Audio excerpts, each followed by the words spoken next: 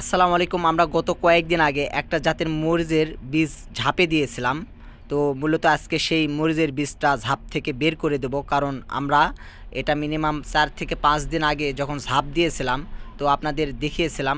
আর মূলত আজকে যেহেতু এটা বের হয়েছে, আমি আগে দেখে নিচ্ছিলাম যে এটার বীজের জার্মিনেশন কেমন হবে। তবে মূলত এই বীজের জার্মিনেশন খুব ভালো, কারণ আমি এর আগেও এই বীজের চারা করেছিলাম। আর মূলত এই বীজটা খুব ভালো জার্মিনেশন হয়।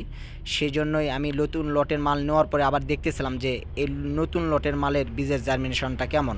তবে আগেকার থেকে এই লটের মালের বীজের জার্মিনেশন খুব ভালো। আর আমি মূলত আশাবাদী, মানে আমি আশা করি যে এটা মিনিমাম 90 থেকে 92% জার্মিনেশন হবে। তো সেই কারণে আমি আগে জায়গাটা ঠিক করতেছিলাম যে এটা কোন জায়গায় রাখা যায়, কারণ আমরা যে জায়গায় এটা বর্তমান রাখবো সেই জায়গাটা যেন বেশি ঠান্ডা থাকে। তাপমাত্রা যদি বেশি হয় তাহলে এই বীজের যে এখনও বর্তমান শিকড় দেয়নি, খাবার আসলে সংগ্রহ করতে পারে না। এটা যদি তাপমাত্রার ভিতরে রেখে দিই তাহলে কিন্তু এই বীজগুলো ভালোভাবে আর জার্মিনেশন হবে না। সে কারণে আমি বীজ যখন ঝাপ থেকে বের করি আমি একটা জায়গায় রেখে দিই, সেই জায়গাতে আপনার তাপমাত্রা সব থেকে কম থাকে। তাপমাত্রা বেশি থাকলে খুব তাড়াতাড়ি কোকোপিটগুলো শুকে যাবে। শুকে যাওয়ার পরে এই কুচি যে শিকড় দিছে এই শিকড়টা নষ্ট হয়ে যাবে।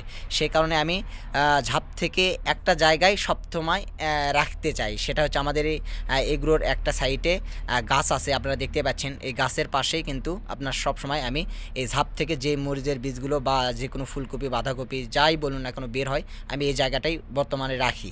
তারপরে কিছুদিন পরে এখান থেকে সরে আবার যখন তাপমাত্রা যে জায়গায় তাপমাত্রা বেশি আছে সেই জায়গায় রাখার চেষ্টা করি। তো আসলে বীজ যখন জার্মিনেশন থেকে বের হয় তখন একেবারে তাপমাত্রায় আমি মূলত রাখি না, কারণ ওইখানে রাখলে নষ্ট হয়ে যাওয়ার সম্ভাবনা বেশি থাকে। তো আমি আপনাদের একটা কথা বলে রাখি, আমরা যেহেতু ঠান্ডা জায়গায় রাখছি, তবে আমাদের যে উপরে শেড নেট আছে এটাও আবার বিছিয়ে দেবো, যাতে আরও বেশি তাপমাত্রা যাতে না পায়। এটা বিছিয়ে দেওয়ার পরে কিন্তু মিনিমাম আমাদের যে সরাসরি তাপ থেকে রক্ষা পায়। কারণ হচ্ছে এখানে আপনার 75% আপনার তাপমাত্রা সূর্যের তাপ থেকে রক্ষা করে।